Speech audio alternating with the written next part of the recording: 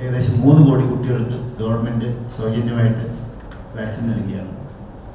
ഇതിൻ്റെ ഭാഗമായിട്ട് നമുക്ക് കുട്ടികളിലുണ്ടാകുന്ന 12 രോഗങ്ങളെ സൗജന്യമായിട്ട് കിട്ടുന്ന ഈ വാക്സിനേഷൻ കൊണ്ട് നമുക്ക് തടയാൻ പറ്റുന്നുണ്ട്. കുട്ടികൾ പ്രൈവറ്റ് ആസ്പത്രികൾ വഴി നമുക്ക് തടയാൻ പറ്റുന്നുണ്ട്. ഇപ്പോൾ 19ആയി. പിന്നെ ഒരു 3 വാക്സിൻസ് നമുക്ക് സ്പെഷ്യൽ സിറ്റുവേഷൻസിൽ കൊടുക്കാൻ പറ്റും, ലഭ്യമാണ്. അതായത് റാബീസ് വാക്സിനുണ്ട്, പിന്നെ യെല്ലോ ഫീവർ അതുകൊണ്ട് അത്യാവശ്യം വേണമെങ്കിൽ എടുക്കാവുന്ന വാക്സിനാണ്, പിന്നെ മെനിഞ്ചോകോക്കൽ വാക്സിനുണ്ട്.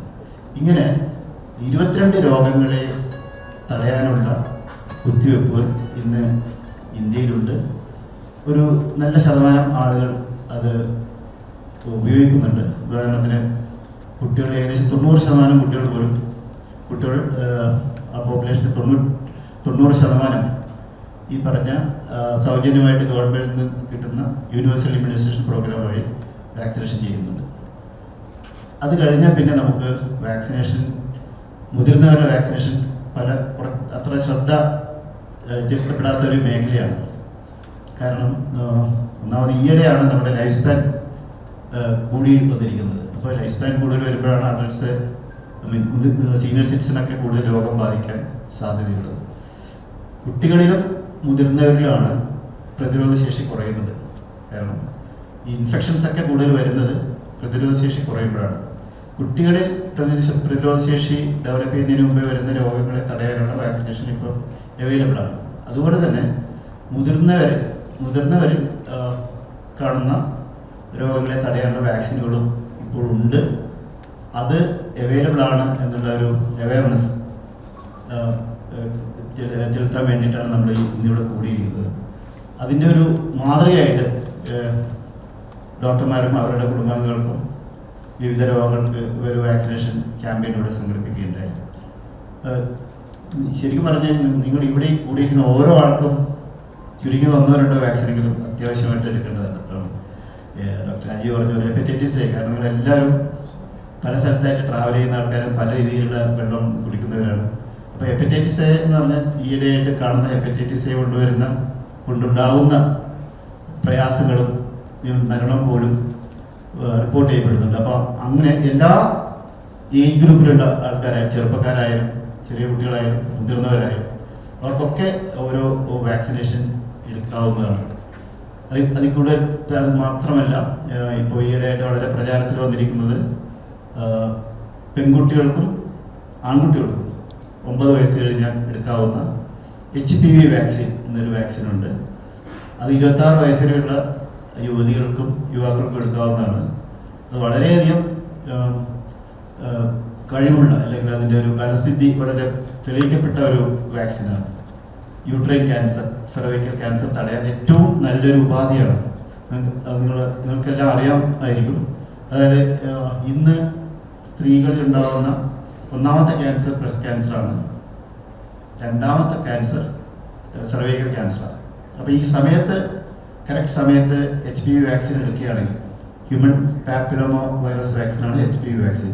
അത് എടുക്കുകയാണെങ്കിൽ നല്ല ശതമാനം, 99% ഫലപ്രാപ്തിയുള്ള ഒരു വാക്സിനാണ് HPV വാക്സിൻ. അത് ഞാൻ ഈ പറഞ്ഞ ഏജ് ഗ്രൂപ്പിലുള്ളവർക്ക് എടുക്കാവുന്നതാണ്. 26 വയസ്സ്, പ്രത്യേകിച്ചും സ്ത്രീകളിലാണ് അത് ഏറ്റവും കൂടുതൽ ആവശ്യമായിട്ട് വരുന്നത്. നമ്മൾ പലപ്പോഴും കേട്ട് കാണാം, വിദേശ രാജ്യങ്ങളിലൊക്കെ ഫ്ലൂ ഷോട്ട് എല്ലാ വർഷവും ഫ്ലൂ ഷോട്ട് എടുക്കണം എന്ന് പറയുന്ന ആ വാക്സിൻ നമുക്ക് ഇവിടെ ഇപ്പോൾ ലഭ്യമാണ്. തീർച്ചയായിട്ടും ഞങ്ങളുടെ ഒരു അനുഭവത്തിൽ വളരെ എഫക്റ്റീവായിട്ടുള്ളൊരു വാക്സിനാണ്. പലപ്പോഴും ഈ ഫ്ലൂ ഷോട്ട് എടുക്കുമ്പോൾ ആളുകൾക്ക് അടുത്ത ഒരു വർഷത്തേക്ക് വരുന്ന ന്യൂമോണിയ അല്ലെങ്കിൽ സീരിയസ് ആയിട്ടുള്ള റെസ്പിറേറ്ററി പ്രോബ്ലംസ് ഒക്കെ വളരെയധികം കുറയുന്നുണ്ട്. അത് മാത്രമല്ല, അത് ഹാർട്ട് അറ്റാക്ക് തടയാനുള്ള ഒരു സഹായിക്കുന്ന ഒരു വാക്സിൻ കൂടിയായിട്ടാണ് കണക്കാക്കപ്പെടുന്നത്. അപ്പോൾ ഈ ഫ്ലൂ ഷോട്ടും നമുക്ക് എടുക്കാവുന്ന വാക്സിനാണ്. നമ്മുടെ പോപ്പുലേഷൻ എല്ലാവർക്കും റെക്കമെൻഡ് ചെയ്യാവുന്ന ഒരു വാക്സിനാണ് ഫ്ലൂ ഷോട്ട്. പിന്നെ ഹെപ്പറ്റൈറ്റിസ് എയുടെ കാര്യം പറഞ്ഞു. പിന്നെ ന്യൂമോകോക്കൽ വാക്സിൻ. അതുപോലെ തന്നെ നിങ്ങളുടെ പല സുഹൃത്തുക്കളും അല്ലെങ്കിൽ ബന്ധുക്കളൊക്കെ ഇപ്പോൾ ഈയിടെയായിട്ട് ഒരു പ്രധാനമായിട്ട് ആശുപത്രിയിൽ അഡ്മിഷൻ തേടുന്നത് ന്യൂമോണിയ ആണ്. ന്യൂമോണിയ ചെറിയ കുട്ടികൾ തൊട്ട് മുതിർന്നവർ വരെ അവർക്കൊക്കെ ഉണ്ടാകുന്ന ഒരു അസുഖമാണ് ന്യൂമോണിയ. പലപ്പോഴും ഈ നമ്മുടെ ജീവിതം അവസാനിക്കുന്നത് ചിലപ്പോഴും ന്യൂമോണിയ കൊണ്ട് സീരിയസ് ആയി കോംപ്ലിക്കേഷൻ വന്ന് വെന്റിലേറ്ററിൽ പോയി അങ്ങനെ പോയിട്ടായിരിക്കും പലപ്പോഴും സംഭവിക്കുന്നത്, അന്ത്യം സംഭവിക്കുന്നത്. അപ്പോൾ ഈ ന്യൂമോണിയ എന്ന രോഗത്തെ ഫലവത്തായി തടയാനുള്ള ന്യൂമോകോക്കൽ വാക്സിൻ അവൈലബിൾ ആണ്. അതും ഈ പറഞ്ഞ അറ്റ്ലീസ്റ്റ് തീർച്ചയായിട്ടും 60 വയസ്സ് കഴിഞ്ഞിരിക്കുന്ന സീനിയർ സിറ്റിസണെങ്കിലും ഈ ന്യൂമോകോക്കൽ വാക്സിൻ, പ്രത്യേകിച്ച് നമ്മുടെ വീട്ടിലുള്ള നമ്മുടെ പാരൻസിന് ഒരു ന്യൂമോകോക്കൽ വാക്സിൻ എടുക്കുകയാണെങ്കിൽ അവരുടെ ഭാവിയുള്ള ആരോഗ്യ പ്രശ്നങ്ങളിൽ നല്ലൊരു കുറവുണ്ടാവും. ന്യൂമോണിയ മാത്രമല്ല, സ്ഥിരമായിട്ട് വരുന്ന കഫക്കെട്ട് കാര്യങ്ങളൊക്കെ കുറഞ്ഞു കിട്ടാനുള്ളൊരു സാധ്യതയാണ്. അപ്പോൾ ഈ വാക്സിനൊക്കെ പല രീതിയിലുള്ള റേറ്റ്സാണ് ഉണ്ടാവുക. പക്ഷേ എപ്പോഴും ഒരു കോസ്റ്റ് എഫക്റ്റീവാണ്. അതായത് നമ്മൾ വാക്സിന് വേണ്ടിയിട്ട് 10 രൂപ മുടക്കുകയാണെങ്കിൽ അതിന് തീർച്ചയായിട്ടും നമുക്ക് 100 രൂപയുടെ ബെനിഫിറ്റ് ഉണ്ടാകുന്ന ഒരു കാര്യമാണ്. ഈ രൂപയുടെ കാര്യത്തിൽ മാത്രമല്ല, കുടുംബത്തിൻ്റെ സാമ്പത്തിക അടിത്തറയും അവരുടെ വരുമാന മാർഗവും എല്ലാം തന്നെ വളരെ താറുമാറാവുന്ന ഒരു രീതിയിലാണ് അത് വരുന്നത്. ഈ ഒരു രോഗം നമുക്കൊരു വാക്സിൻ അതിന് ചിലപ്പം 1000 1500 രൂപ അല്ലെങ്കിൽ 2000 രൂപ കൊണ്ട് ഒരു വാക്സിൻ കൊണ്ട് തടയുക എന്ന് പറഞ്ഞു കഴിഞ്ഞാൽ അതാണ് അതിൻ്റെ കോസ്റ്റ് എഫക്റ്റീവ് ആണെന്ന് പറയുന്നത്. പലർക്കും നമുക്ക് ഇനീഷ്യലി അതത്ര വലുതായിട്ട് തോന്നും. നമ്മൾ വേറെ എന്തൊക്കെ ആവശ്യങ്ങൾക്ക് വേണ്ടിയിട്ട്, ഉദാഹരണം ഞാൻ പലപ്പോഴും പറയാറുണ്ട്, നമ്മുടെ ഫസ്റ്റ് ബർത്ത്ഡേ ആഘോഷിക്കാൻ വേണ്ടിയിട്ട് എന്തുമാത്രം കാശ് ചിലവഴിക്കുന്നത്, അതിൻ്റെ പകുതി കാശ് ചിലവഴിച്ചു കഴിഞ്ഞാൽ ഈ പറയുന്ന ആ കുടുംബത്തിലെ എല്ലാവർക്കും തന്നെ ഈ വാക്സിനുകളൊക്കെ എടുക്കാവുന്നതാണ്. ഈ വർഷം 49 പേരാണ് ഔദ്യോഗികമായിട്ട് മരണപ്പെട്ടിട്ടുള്ളത് ഹെപ്പറ്റൈറ്റിസ് എ വന്നിട്ട്. 10000-ലധികം സസ്പെക്റ്റഡ് കേസും 7326 കൺഫേംഡ് കേസസുമാണ് ഈ വർഷം നമ്മൾ കേരളത്തിൻ്റെ IDSP സൈറ്റിൽ കാണപ്പെടുന്നത്. വാസ്തവത്തിലുള്ള സംഖ്യ ഇതിനേക്കാൾ കൂടുതലായി, കാരണം എല്ലാവരെയും ടെസ്റ്റ് ചെയ്യാനുമുള്ള സൗകര്യമൊന്നും നമ്മുടെ രാജ്യത്ത് സംസ്ഥാനത്തില്ലെങ്കിലും 49 മരണങ്ങൾ. കഴിഞ്ഞ വർഷം 33 പേരാണ് ഈ ഹെപ്പറ്റൈറ്റിസ് എ വന്ന് മരണപ്പെട്ടത്. അതിൽ പലരും കൊച്ചു കുഞ്ഞുങ്ങൾക്ക് ഇത് അധികം സീരിയസ് ആകാറില്ലെങ്കിലും പ്രായപൂർത്തിയായവരിലാണ്, പ്രത്യേകിച്ചും ഒരു 35-40 ഇയേഴ്സ് കഴിഞ്ഞവരിലാണ് ഈ രോഗം മറ്റൊരു വഴിക്ക് തിരിയുന്നത്. അത് ആർക്ക് തിരിയുന്നതെന്ന് പറയാൻ പറ്റിയില്ല.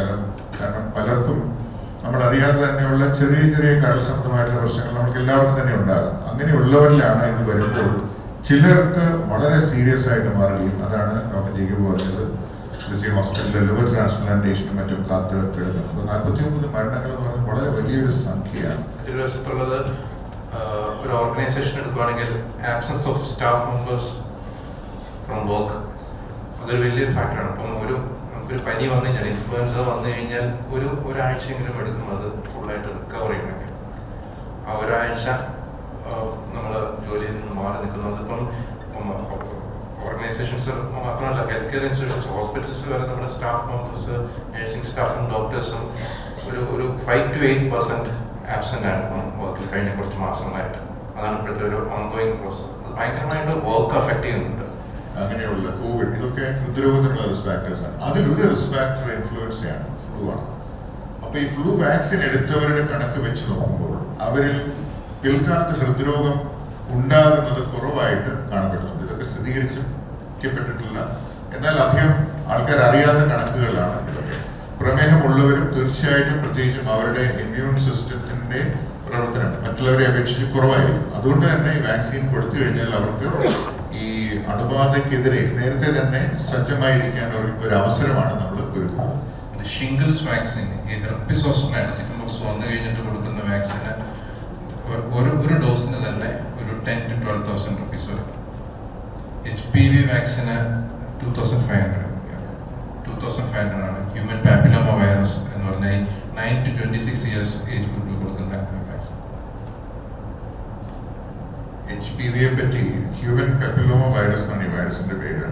സ്ത്രീകളിൽ കാണപ്പെടുന്ന പ്രധാനപ്പെട്ട ക്യാൻസറുകൾ ബ്രസ്റ്റ് ക്യാൻസറും ക്യാൻസർ ഓഫ് ദ സെർവിക്സ് ആണ്. സെർവിക്സ് ക്യാൻസർ, ഗർഭാശയമുഖ ക്യാൻസർ. ഇതിൽ ബ്രസ്റ്റ് ക്യാൻസർ ഉണ്ടാകുന്നത് ചില കാരണങ്ങൾ കൊണ്ടാണ്. പക്ഷേ സെർവൈക്കൽ ക്യാൻസർ ഉണ്ടാകുന്നത് ഈ ഹ്യൂമൻ പാപ്പിലോമ വൈറസ് പിടിപെടുന്നത് കൊണ്ടാണ്. ഈ ഹ്യൂമൻ പാപ്പിലോമ വൈറസിനെതിരെയാണ് ഈ വാക്സിൻ നിർമ്മിച്ചിട്ടുള്ളത്. അപ്പൊ ഈ വാക്സിൻ എടുത്തവർക്ക് ഈ ഹ്യൂമൻ പാപ്പിലോമ വൈറസ് അണുബാധ ഉണ്ടാവുകയില്ല. തന്മൂലം അവർക്ക് സെർവൈക്കൽ ക്യാൻസറിന്റെ റിസ്ക് 0 ആയിട്ട് മാറുകയാണ്. അപ്പോൾ ഇതെടുത്ത സമൂഹങ്ങളിൽ ഇപ്പോൾ വന്നുകൊണ്ടിരിക്കുന്ന പഠനങ്ങളിൽ It is absent. Cervical cancer is literally been erased എന്നുള്ളത്. അപ്പോൾ നമുക്ക് ഇറേസ് ചെയ്യാൻ സാധിക്കുന്ന ഒരു ക്യാൻസർ ഈ ഹെപ്പറ്റൈറ്റിസ് ഈ മറ്റേ HPV റിലേറ്റഡ് വാക്സിനാണ്. പക്ഷെ ആൺകുട്ടികളും എടുക്കണം, കാരണം അവർ ചിലപ്പോൾ അവരായിരിക്കും ഈ വൈറസ് ഈ സ്ത്രീക്ക് കൊണ്ടുവന്ന് കൊടുക്കുന്നത് മറ്റ് സ്രോതസ്സുകളിൽ നിന്നും. അതുകൊണ്ട് ടീനേജ് ആയിട്ടുള്ള ഡോക്ടർ നാരായൺ പറഞ്ഞ പോലെ ഒരു യങ് ഏജ് 9 വയസ്സ് മുതൽ 25-26 വയസ്സ് വരെ ആ ഏജിലാണല്ലോ സെക്ഷൽ ആക്ടിവിറ്റി തുടങ്ങുന്നതിന് മുൻപ് വേണം ഇത് ചെയ്യാനായിട്ട്. കാരണം ഈ വൈറസ് എത്തിക്കഴിഞ്ഞാൽ ആ സ്ത്രീക്ക് ക്യാൻസർ വരണമെന്നൊന്നുമില്ല, പക്ഷെ അപൂർവമായിട്ട് ചില സ്ത്രീകൾക്ക് ഈ വൈറസ് മൂലം ഉണ്ടാകുന്നുണ്ട്. അപ്പൊ ആ സാധ്യത നമ്മളൊക്കെ എടുത്തു കളയുകയാണ് ചെയ്യുന്നത്. കാരണം ഈ പനി ഉണ്ടാകുന്നത് വൈറൽ പനികളാണ്, അത് ഇൻഫ്ലുവൻസ അല്ല. സാധാരണ നമ്മൾ ജലദോഷം, മൂക്കൊലിപ്പ് എന്നൊക്കെ പറയുന്നത് 2-3 ദിവസം കൊണ്ട് താനെ മാറിപ്പോകുന്ന അപ്പർ റെസ്പിറേറ്ററി ഇൻഫെക്ഷൻസ് ആണ്, അത് ഇൻഫ്ലുവൻസ അല്ല. ഇൻഫ്ലുവൻസ എന്ന് പറയുന്നത് ഒരു നമ്മളെ ഒരു ലോറി മേടിക്കുന്ന പോലെയാണ്, അതൊരു പ്രധാനപ്പെട്ട ഒരു സംഭവമാണ്. അപ്പോൾ കേരളത്തിലെ കണക്കുകൾ നോക്കുമ്പോൾ ഇപ്പോൾ ഇൻഫ്ലുവൻസ കണക്കിൽ, അതായത് ഡയഗ്നോസ് ചെയ്യാൻ അതിന് ബുദ്ധിമുട്ടുണ്ടെന്ന് നമുക്കറിയാം, എല്ലാവരെയും ഡയഗ്നോസ് ചെയ്യാൻ പറ്റുകയും ഔദ്യോഗികമായിട്ടുള്ള കണക്കുകൾ 3728 കേസുകളും 26 മരണങ്ങളുമാണ് ഔദ്യോഗികമായിട്ട് കേരളത്തിൽ ഇന്നുവരെ ഉണ്ടായിട്ടുള്ളത്. അപ്പോ ഈ ഇൻഫ്ലുവൻസ വാക്സിൻ എടുത്തു കഴിഞ്ഞാൽ ഇൻഫ്ലുവൻസ വരാതിരിക്കും എന്നുള്ളതേ ഉള്ളൂ, അല്ലാതെ ഈ ജലദോഷവും പനിയും ഇൻഫ്ലുവൻസ കൊണ്ട് അല്ലാത്ത ജലദോഷം വരികയില്ല എന്നുള്ളതാണ്. ഇപ്പോ നമുക്കറിയാം, നമ്മുടെ പല സ്കൂളുകളിലും ഇൻഫ്ലുവൻസ പടർന്നു പിടിക്കുകയും അവ ക്ലാസ്സുകളൊക്കെ ഒഴിവാക്കേണ്ടി വന്നതായിട്ട് നമ്മൾ വായിച്ചിരുന്നു അല്ലേ. അപ്പോൾ അങ്ങനെ ഒരു സ്ഥിതിവിശേഷം അധ്യാപകർക്ക് അല്ലെങ്കിൽ ഒരു ഓഫീസിലുള്ളവർക്ക് അവർക്കൊക്കെ ഇൻഫ്ലുവൻസ വന്നു കഴിഞ്ഞാൽ അത് വളരെ വേഗം അത് സ്പ്രെഡ് ചെയ്യാൻ സാധ്യതയുണ്ട്. പ്രത്യേകിച്ച് മഴക്കാലത്തും മറ്റുമൊക്കെ നമ്മുടെ അന്തരീക്ഷത്തിൽ ഈർപ്പം കൂടുതലുള്ളതിനാൽ ഈ വൈറസ് അന്തരീക്ഷത്തിൽ ഇങ്ങനെ ജീവനോടെ ഇരിക്കാനുള്ള കഴിവുണ്ട്. നേരെ കുറച്ച് വേനൽക്കാലത്ത് അല്ലെങ്കിൽ കാറ്റുള്ള സ്ഥലമാണെങ്കിൽ അത് പെട്ടെന്ന് ഡെസിക്കേറ്റ് ചെയ്യും, ഉണങ്ങിപ്പോകുമ്പോൾ വൈറസിന്റെ ആവരണം നശിച്ചു പോവുകയും പെട്ടെന്ന് നശിച്ചു പോയി. അതുകൊണ്ടാണ് ഈ മഴക്കാലത്ത് ഈ ജലദോഷ രോഗങ്ങളെ ഇൻഫ്ലുവൻസ അടക്കം ഇത് കൂടി. ചുരുക്കി പറഞ്ഞാൽ ജലദോഷമല്ല ഇൻഫ്ലുവൻസ. ഇൻഫ്ലുവൻസ നമുക്ക് സീരിയസ് ആയിട്ട് മാറാൻ സാധ്യതയുള്ള ഒരു രോഗമാണ്. ജലദോഷം കൊണ്ട് മരണം ഉണ്ടാകുന്നെങ്കിൽ അത് വളരെ റെയറാണ്, മരണമില്ല എന്ന് തന്നെ പറയാം. പക്ഷെ ഇൻഫ്ലുവൻസ അങ്ങനെയല്ല. ഇത് രണ്ടും തമ്മിൽ പലരും കൺഫ്യൂസ് ചെയ്യാം. ജലദോഷത്തിന് എന്തിനാണ് ഈ വാക്സിൻ എടുക്കുന്നത് ഒരു തോന്നൽ ഉണ്ടാകാനിടയുണ്ട്. അതുകൊണ്ട് നല്ല ചോദ്യം കൂടിയാണ്. കുഴഞ്ഞു വീഴുള്ള മരണവും കോവിഡ് വാക്സിനും തമ്മിൽ ബന്ധമില്ല. സോഷ്യൽ മീഡിയ ഇതിനെ ആഘോഷിക്കുന്നുണ്ടെന്നുള്ളത് ശരിയാണെങ്കിലും അതിനപ്പുറത്തേക്ക് there is no evidence that sudden deaths are due to COVID vaccine. പക്ഷെ അത് പറഞ്ഞ് സത്യമാക്കുന്ന ഒരു സംഭവമാണ്. അതിന്റെ റീസൺ ഞാൻ പറയാം. കോവിഡ് വാക്സിനേക്കാളും കോവിഡ് വന്നവർക്കാണ് ഹാർട്ട് അറ്റാക്കിനുള്ള പ്രോബ്ലം സാധ്യതയുള്ളത്. ഈ കോവിഡ് വാക്സിൻ എടുക്കാത്തവരെ അപേക്ഷിച്ച് കുഴഞ്ഞു വീഴുന്ന മരണങ്ങൾ കുറവാണെന്ന് ICMR തന്നെ സ്ഥിരീകരിച്ചിട്ടുണ്ട്. ഇന്ത്യയിൽ 48 സെന്റേഴ്സിൽ വളരെ ബൃഹത്തായ ഒരു പഠനം നടത്തിയതിനു ശേഷമാണ് ഇത് പറഞ്ഞത്. ഇനി പെട്ടെന്ന് കുഴഞ്ഞു വീഴുന്ന മരണങ്ങൾ എന്തുകൊണ്ടാണെന്ന് 1 മിനിറ്റ് കൂടി ഞാൻ പറയാം. നമ്മൾ പലപ്പോഴും ജിംനേഷ്യത്തിൽ ആൾ എടുത്തതിന് ശേഷം കുഴഞ്ഞു വീണ് മരിച്ചു എന്നുള്ള വീഡിയോസ് എല്ലാ ദിവസവും നമ്മൾ കാണാറുണ്ട്. നമ്മൾ പലർക്കും നമ്മൾ അറിയാതെ ചില ജനറ്റിക് മ്യൂട്ടേഷൻസ് നമ്മൾ ക്യാരി ചെയ്യുന്നു. അത് ഡോക്ടർ വിനോദ് സ്കറിയെ പറ്റി അറിയാമോ? ഡോക്ടർ വിനോദ് സ്കറിയ നിങ്ങൾക്ക് പലർക്കും അറിയാം. അദ്ദേഹം ഈ മേഖലയിൽ റിസർച്ച് നടത്തിയിട്ടുള്ള ആളാണ്. അദ്ദേഹത്തിന്റെ 1-2 പ്രബന്ധങ്ങളുണ്ട്, അത് വായിച്ചു നോക്കണം. കേട്ടാൽ കഴിച്ചു പോകും. പക്ഷെ എങ്കിലും നമുക്ക് എല്ലാവർക്കും തന്നെ ഒരു കണക്കെടുത്തു കഴിഞ്ഞാൽ കുറച്ചു പേർക്ക് അതിൽ ഈ മ്യൂട്ടേഷൻസ് ഉണ്ട്. ഈ മ്യൂട്ടേഷൻസ് ഉള്ള ചിലർക്ക് ഹൃദയത്തിനകത്ത് ഇലക്ട്രിക്കൽ സിസ്റ്റത്തിനും പേശികൾക്കും ചെറിയ വേരിയേഷൻ ഉണ്ട്. അത് ലക്ഷണങ്ങൾ ഉണ്ടാകണമെന്നില്ല, ഇവർക്ക് പ്രത്യേകിച്ച് ഒരു ഹിസ്റ്ററി ഉണ്ടാകണമെന്നില്ല. പെട്ടെന്നായിരിക്കും ഏതെങ്കിലും സാഹചര്യത്തിൽ ഒരു റിതം വേരിയേഷൻ ഉണ്ടാവുക. റിതം വേരിയേഷൻ പറയുന്നത് താളത്തിലുള്ള വേരിയേഷൻ. അപ്പോൾ ആ വേരിയേഷൻ വരുന്നതിനെ തടുക്കാനാണ് ഡോക്ടർ ദിനേന്ദ്രന്റെ നേതൃത്വത്തിൽ ഞാൻ നേരത്തെ പറഞ്ഞ CPR, അതുപോലെ ഡീഫിബ്രിലേഷൻ. നമ്മുടെ ഈ ബിൽഡിംഗിൽ ഒരു ഡീഫിബ്രിലേറ്റർ വെച്ചിട്ടുണ്ട്. ഇപ്പൊ പെട്ടെന്ന് ഒരാൾക്ക് ഈ ഒരു പ്രോബ്ലം വന്നു കഴിഞ്ഞാൽ നമ്മൾ ഉടനെ തന്നെ ഡീഫിബ്രിലേറ്റർ കൊണ്ടുവന്ന് അത് നേരെയാക്കാനുള്ള ഒരു രീതിയുണ്ട്. അതും വാക്സിനുമായിട്ട് യാതൊരു ബന്ധവുമില്ല എന്നുള്ളതാണ്. ഇനി കേരളത്തിൽ നിന്ന് തന്നെയുള്ള പഠനമാണ് ഞാൻ ആ ഇന്റർവ്യൂവിൽ പറഞ്ഞിട്ടുള്ളത്. 35-നും 45-നും വയസ്സിനും ഇടയ്ക്ക് പൊടുന്നനെയുള്ള മരണം ഉണ്ടാകാനുള്ള സാധ്യത 1700-1. അത് 2011-ലെ പഠനമാണ് പറയുന്നത്. കോവിഡൊക്കെ വരുന്നതിന് വളരെ മുമ്പാണ്. ഇതൊക്കെ മുമ്പും ഉണ്ടായത്. പക്ഷേ ഇപ്പോൾ സോഷ്യൽ മീഡിയയും CCTV ക്യാമറയും വീഡിയോസും വാട്സ്ആപ്പും ഉള്ളതുകൊണ്ട് നമ്മൾ അത് അതിനെപ്പറ്റി കൂടുതൽ സംസാരിക്കുന്നു എന്നുള്ളതാണ് അതിന്റെ ചരിത്രം.